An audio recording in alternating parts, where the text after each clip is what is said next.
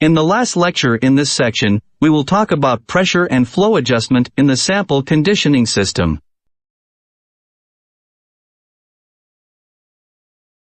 The first component we are going to talk about is the sample pump. Ideally, the return tap will have a lower pressure than the supply tap. Choose a return tap location that provides good delta P that you need, enough to drive the desired fast loop flow. A common arrangement is to take the fast loop from the discharge side of a process pump and return it into the suction side. The higher pressure is particularly good for liquid samples. This approach often works well even though the returning fluid contaminates the new sample because the old sample mixes with the new fluid as it goes through the pump. However, it slows the response of your sample to a change in stream composition. Ensuring the fast loop doesn't take more than 5% of the pump discharge flow will prevent a significant delay. This precaution also will guard against overloading the process pump. Do your best to avoid using a fast loop pump because they are expensive and can be unreliable. In some cases, air-driven ejector could be used instead of a sample pump.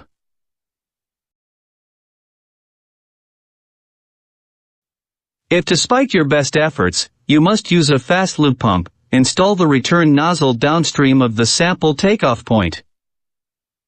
If the sample is liquid, mount the pump close to the supply nozzle and run tubing, 1 or 2 sizes larger than the main transport line, to the pump suction. The lower fluid velocity will minimize pressure loss on the suction side of the pump and help avoid foaming or cavitation. Typical installation for a fast loop pump. For safety purposes, always install a pressure relief valve on the pump discharge, even though it causes dead legs. Keep the dead legs small by using short connections to and from the valve. If the relief valve vents into the pump suction or the return line, set it to open at the desired delta P, not to the maximum actual discharge pressure of the pump. Don't allow any flow restriction on either side of the relief valve.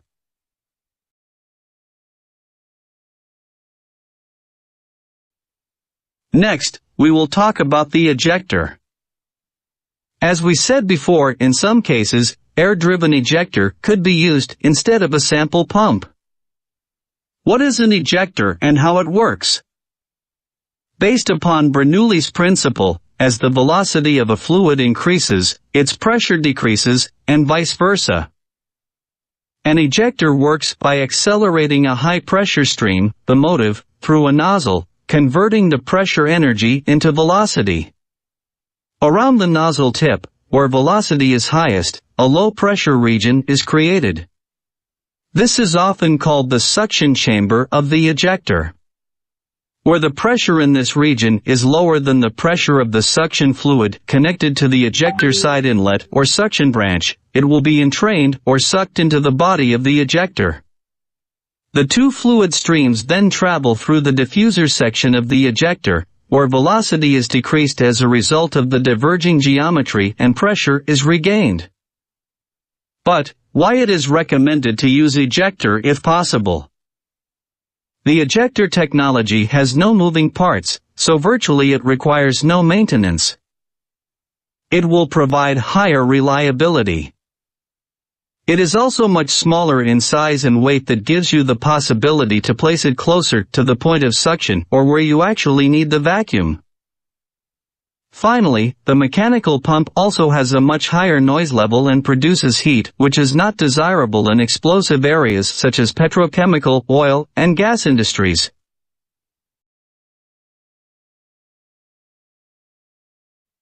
We have talked about devices that boost the sample pressure, but what if we need to reduce pressure or set the pressure on a fixed setting? In this case, we will use pressure regulators. Pressure regulators is a valve that controls the pressure of a fluid or gas to a desired value, and is an integral device with a pressure setting, a restrictor, and a sensor all in the one body. A pressure-reducing regulator is a control valve that reduces the input pressure of a fluid or gases to a desired value at its output. It is a normally open valve and is installed upstream of pressure-sensitive equipment.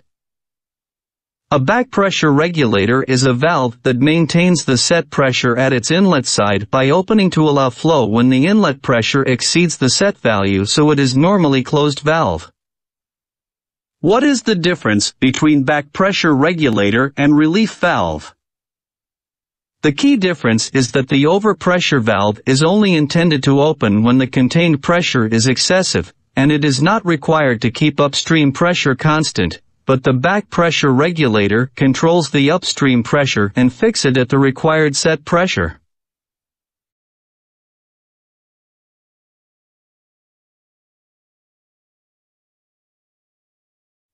Let us understand more the similarities and the differences between pressure regulator and the back pressure regulator.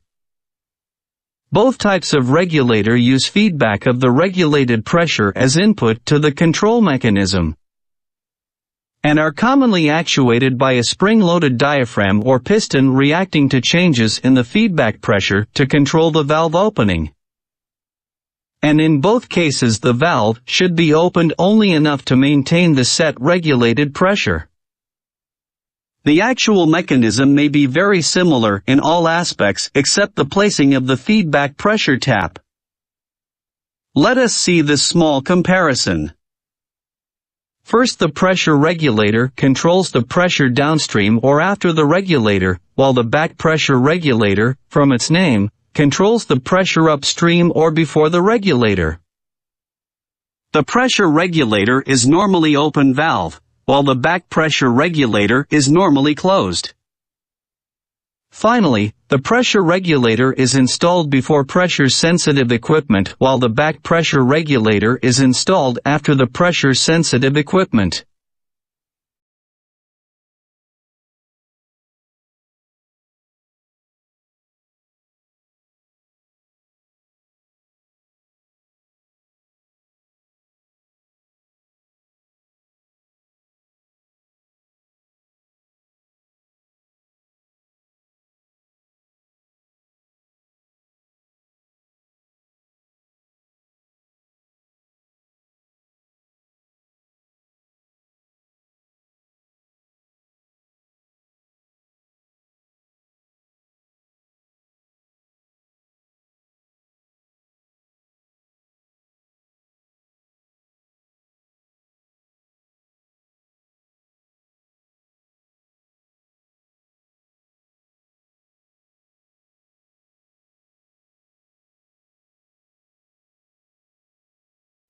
This figure shows an analyzer system with pressure-reducing and back pressure regulators performing typical functions. Note that the pressure-reducing regulator is receiving high pressure, 37.5 plus or minus 2.5 bar, from the process line. It reduces the pressure to a stable supply pressure, 2 plus or minus 0.025 bar, with a one-stage regulator, as the gas flows into the analyzer. In this application, the analyzer system needs to maintain a pressure of 2 bar. Because of pressure fluctuations in the process stream where the sample is being returned, a back pressure regulator is employed. It maintains a stable pressure on the inlet side and shields the analyzer from the downstream pressure fluctuations.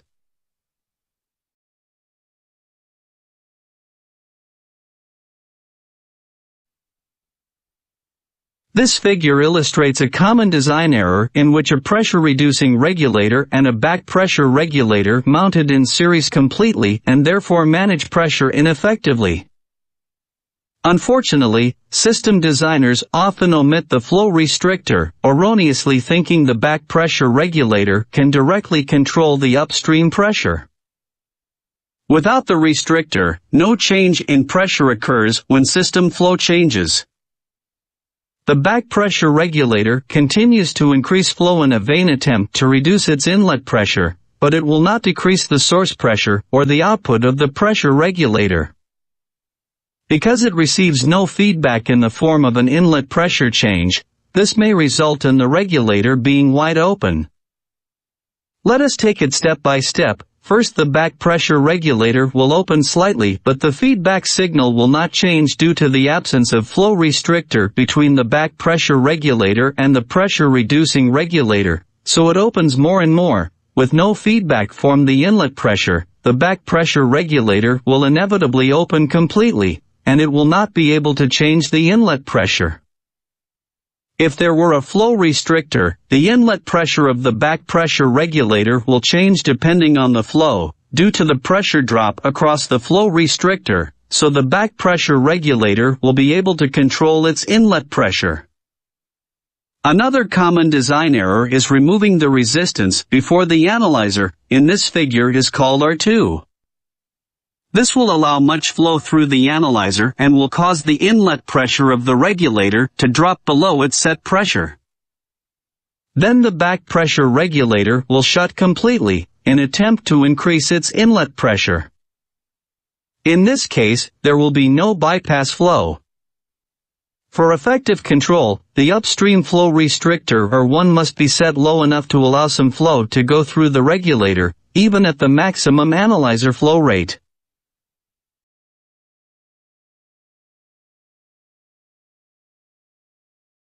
Mounting a pressure-reducing regulator and a back pressure regulator in series requires a flow restrictor, R2, between the regulators to ensure effective pressure and flow control. Figure illustrates a typical back pressure regulator setup for an analytical sampling system. The regulator operates by diverting any sample line flow not used by the analyzer to a bypass vent. The regulator changes the amount of diverted flow as the source pressure fluctuates, maintaining a constant pressure at the regulator inlet and a constant flow through the analyzer.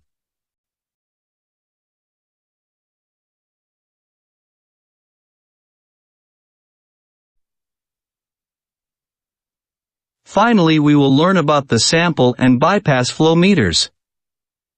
Sample and bypass flow meters are typically variable area flow meters or rotometers. The rotometer consists of a vertically oriented glass or plastic tube, with a larger end at the top, and a metering float which is free to move within the tube. A higher volumetric flow rate through a given area increases flow speed and drag force, so the float will be pushed upwards. However, as the inside of the rotometer is cone-shaped, widens, the area around the float through which the medium flows increases, the flow speed and drag force decrease until there is mechanical equilibrium with the float's weight. The glass or plastic tube is calibrated and a flow scale is printed on the tube. That's how we know and adjust the flow of the sample and the bypass. Flow meters are always accompanied with a needle valve at the bottom or the inlet of the flow meter in order to adjust the flow.